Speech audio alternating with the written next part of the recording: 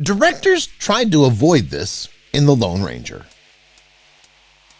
The Lone Ranger has been a popular figure for almost 80 years. The original radio program spawned countless spin-offs, and it was especially successful in the 1950s. To battle crime and seek justice, the Lone Ranger teamed up with a Native American called Tonto. If you like the Lone Ranger, there are a few facts you may not know about the show, novels, and other related material. And do you recall when Johnny Depp took up the job a few years ago? We also have some information about that. The Lone Ranger started as a radio series. The date of this photograph is July 21st, 1958. Clayton Moore, an actor, spent 4 weeks touring in London, and during that time he was seen masquerading as the Lone Ranger without his weapons. These firearms have been confiscated by British Customs and excise at London Airport. The masked vigilante, known as the Lone Ranger, was known for his propensity to engage in gun battles with bandits in the American Old West. In 1933, a radio program was the medium through which the Lone Ranger was introduced to the public for the first time. Because of how well received it was adapted into a book series written by Fran Stryker, which was followed by a successful television program, comics, and a number of movies. Loyal listeners could get a Lone Ranger atomic bomb ring. Through the 1930s, there were a lot of radio programs that would give away special rewards to listeners who were particularly faithful. Often, these items were toys for children, such as pretend deputy badges. Yet there was one unique object that, when seen in retrospect, seemed to stand out as being really peculiar.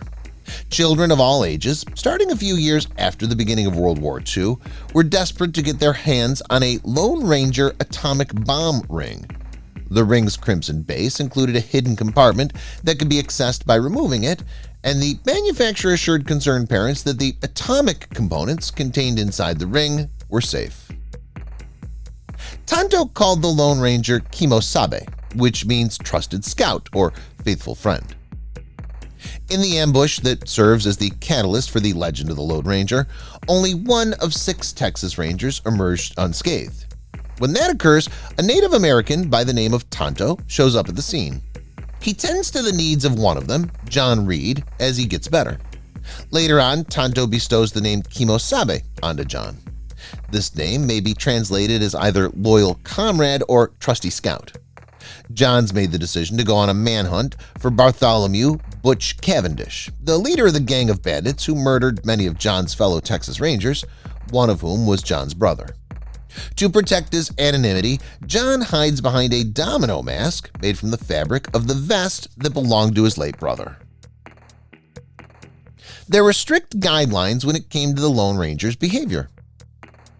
While developing the character of the Lone Ranger, the writer, Fran Stryker, and the lawyer and producer, George W. Trendle, came up with a number of parameters to characterize his personality and the manner in which he conducted himself.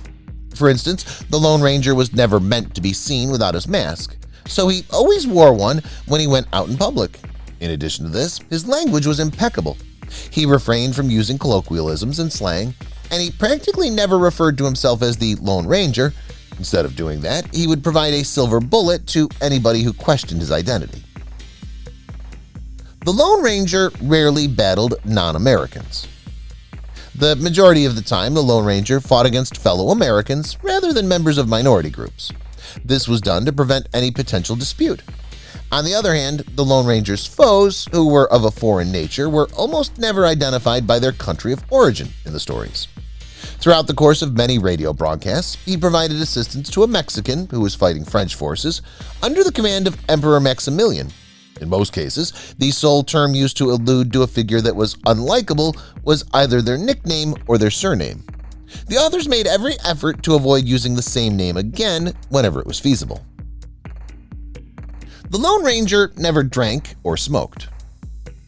The authors of the story painted a highly positive picture of the Lone Ranger as a character.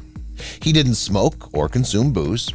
Every time he was shown in a saloon scenario, however, it was really a restaurant with servers and meals, rather than bartenders and alcoholic beverages.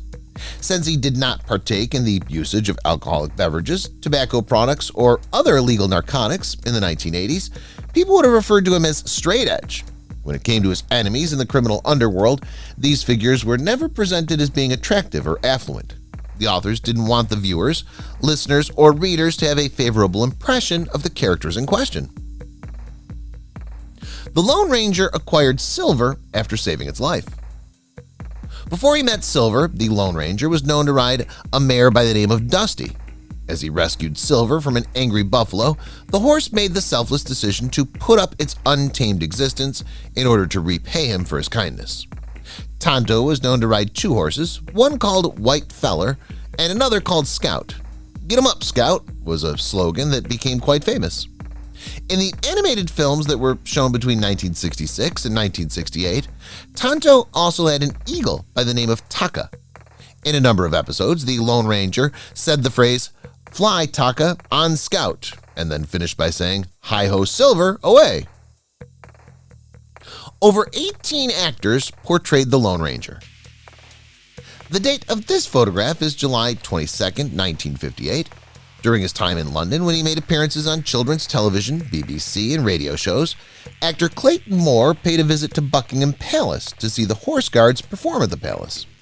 As was said before, the first iteration of the Lone Ranger was a radio show.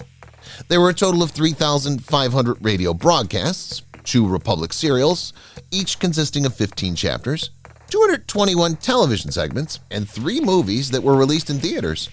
More than 18 performers have taken on the role of the Lone Ranger over many of the iterations of the television series, which is still airing in syndication. Moore was replaced in 1951 over a contract dispute. Clayton Moore may be the actor who is most often thought of when people think of the Lone Ranger, although he was only in the role for a few years in the beginning. It was believed that a disagreement over a contract led to his being replaced by John Hart in 1951 as the character he had played since 1949. John Hart took up the role in 1951. Moore began working on the character again in 1954, the same year that Jack Rather paid $3 million for the rights to produce the Lone Ranger. The market became oversaturated with content, including multiple movies, over the course of the subsequent several years. Johnny Depp's casting as Tonto was not well received.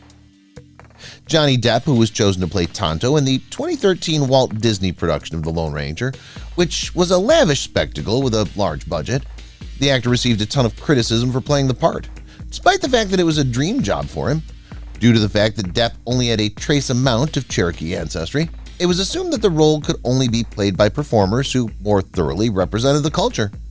The filmmakers decided to get Depp adopted into the Comanche tribe in a secret ceremony in order to help calm the swelling tide of criticism. Who exactly is the Lone Ranger based on? Zorro? Robin Hood? The Lone Ranger might have been influenced by a wide variety of different things. Several people think that Texas Ranger Captain John R. Hughes was the inspiration for this figure. It's possible that he was modeled after Bass Reeves, who was the first black deputy United States Marshal appointed west of the Mississippi River. The biography titled Black Gun, Silver Star claims that Reeves achieved a great deal of success during his career. Reeves was an outstanding marksman, donned disguises, had a Native American sidekick, rode a white and gray horse, and handed away silver souvenirs. He also had a Native American sidekick. Others are of the opinion that Zorro or Robin Hood inspired the character of the Lone Ranger. The Lone Ranger is related to the Green Hornet. The exciting journey on the radio. The masked vigilante known as the Green Hornet made his first appearance in the 1936 pilot episode, The Green Hornet. It was broadcast on the local station in Detroit that also broadcast The Lone Ranger. The name Dan Reed was given to the Lone Ranger's nephew. Britt Reed, the Green Hornet's alter persona, was the Lone Ranger's grandnephew. As the father of the main character in The Green Hornet was called Dan Reed, the Green Hornet himself was the Lone Ranger's grandnephew. When Dan said that the family had a pioneer ancestor who was a vigilante and who rode with Texas, the information was given in the episode of the radio program from 1947 titled Too Hot to Handle. After that, the theme from The Lone Ranger began to play in the background. The TV series was a big hit for ABC. It's possible that the television series that ran from 1949 to 1957 is where much of your knowledge of the Lone Ranger comes from. Clayton Moore played the title role of the show's protagonist, while Jay Silverheels played the role of Tonto. Throughout the 1950s, the program was an enormous ratings winner for ABC. Moore's performance as the Lone Ranger is perhaps the most well-known version of the character. After the third season, he departed the show and was replaced by John Hart, but he came back to perform the role of the Ranger in the fourth and fifth seasons. The show's entire run of 221 episodes was produced in monochrome, with the exception of the fifth and final season, which was shot in color. The theme music is unforgettable. The song for the Lone Ranger is often cited as one of the show's most memorable aspects. The concluding movement of Gioacchino Rossini's William Tell Overture is called the March of the Swiss Soldiers, and the song is called March of the Swiss Soldiers. The tune is now one of the most well-known compositions in the whole classical repertoire because of the fact that it was included in the action-packed television program. The overture was used rather often in a variety of contexts, including classical music and the media. It's appeared in the Mickey Mouse short film The Band Concert, which was produced by Walt Disney, as well as other cartoons that made fun of westerns or classical music. Clayton Moore was sued for making appearances as the Lone Ranger after the show ended. Clayton Moore starred in 169 of the 221 episodes of The Lone Ranger. After the series ended in 1958, he began making personal appearances as the infamous character. He appeared on TV shows, commercials, and other events wearing the signature mask. His co-star, Jay Silverheels, would occasionally appear alongside him. In 1979, the owner of the Lone Ranger character, Jack Rather, sued Moore to stop Moore from making appearances as the Lone Ranger.